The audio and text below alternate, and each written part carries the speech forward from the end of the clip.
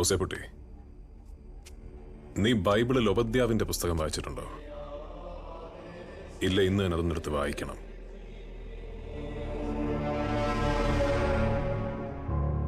എനിക്ക് നിന്നോട് പറയാനുള്ളതെല്ലാം അതിലെഴുതിയിട്ടുണ്ട്, വ്യക്തമായിട്ട്.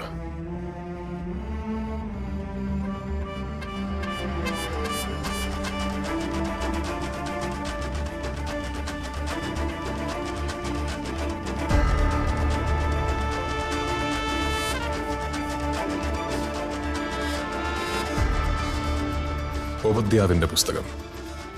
നീ ചെയ്തതിനൊക്കെയും ഞാൻ നിന്നോട് പകരം ചെയ്യും. നിന്റെ പ്രവൃത്തികൾ നിന്റെ തലമേൽ തന്നെ മടങ്ങി വരും. നിന്റെ ഹൃദയത്തിന്റെ അഹന്ത നിന്നെ ചതിച്ചിരിക്കുന്നു.